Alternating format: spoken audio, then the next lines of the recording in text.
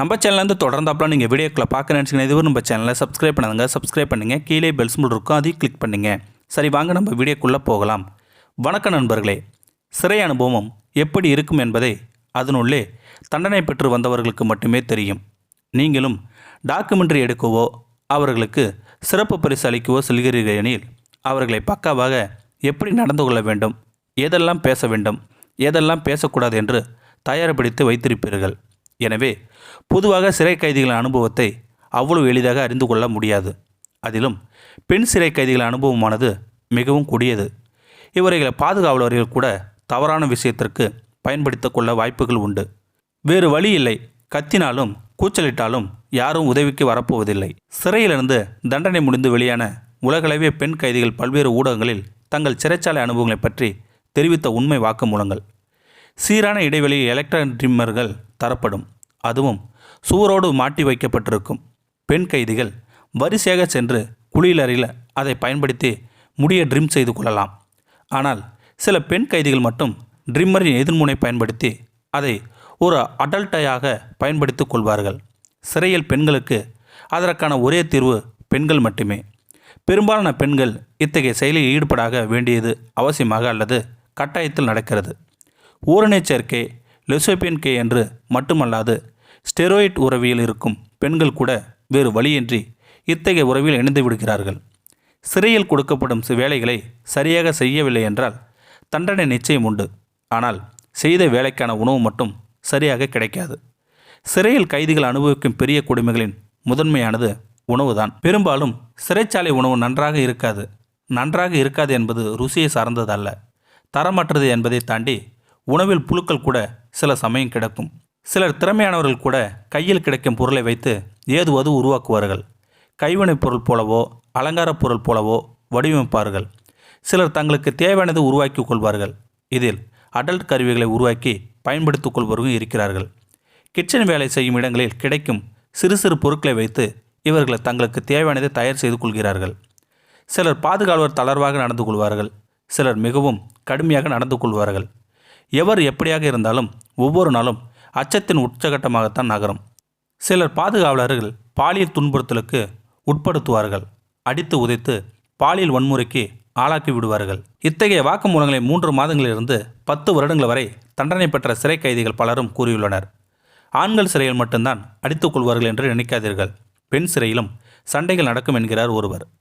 ஒரு முறை டாக்குமெண்ட்ரிக்காக படம் பிடிக்க சென்றவுடன் மேகன் என்ற சிறை கைதி தான் ஒரு பெண் கைதியை அடித்து மூக்கை உடைத்த கதையை கூறி அதிர்ச்சியடைய செய்திருக்கிறார். மூக்கை உடைத்து, விரலை உடைத்து, வாயை கிழித்தேன் என்று எதிகமோனையாக பேசி அச்சத்தில் ஆளை செய்திருக்கிறார் அந்த பெண் கைதி. சிறையில் போதைப் பொருள் பயன்படுத்துவர்களும் இருக்கிறார்கள்.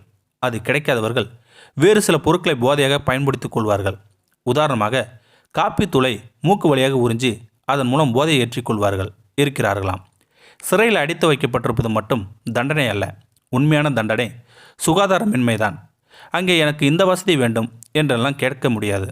சிறை அறையில் தேவை இருப்பதை விட தேவையில்லாதது தான் அதிகம் வரும்.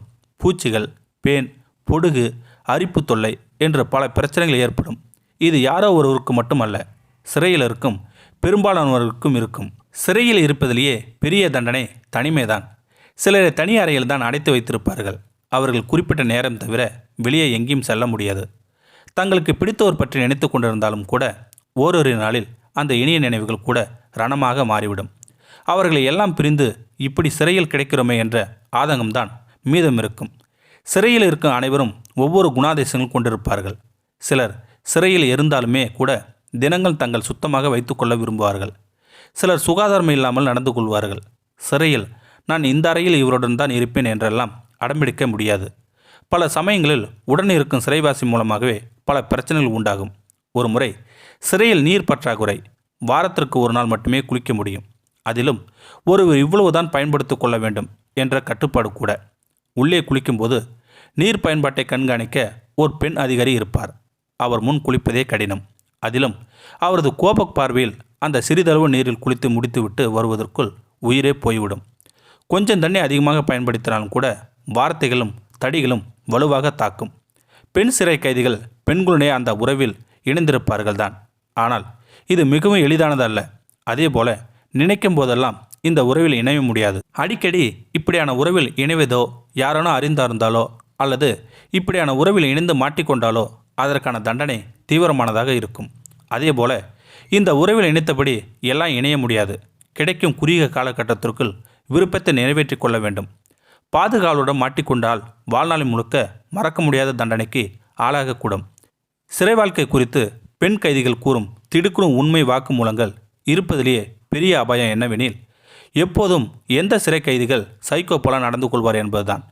தனிமை, விரக்தி, கோபம், இயலாமை என பல காரணங்களால் திடீரென அவர்களுக்கு தெரியாமல் காட்டுமிராண்டி போல நடந்து கொள்வார்கள். இதனால் மற்ற சிறை கைதிகளும் பாதிக்கப்படுவார்கள் என்று கூறுகிறார்கள். இந்த வீடியோ உங்களுக்கு பிடிச்சிருந்தா கமெண்ட் பாக்ஸில் கமெண்ட் பண்ணுங்கள். கூட உங்கள் ஃப்ரெண்ட்ஸுக்கு ஷேர் பண்ணுங்கள். இதுவரை நம்ம சேனலை சப்ஸ்கிரைப் பண்ணுங்க. சப்ஸ்கிரைப் பண்ணுங்கள். கீழே பெல் சிம்பல் இருக்கும், அதையும் கிளிக் பண்ணுங்கள். தேங்க்யூ ஃபார் வாட்சிங்.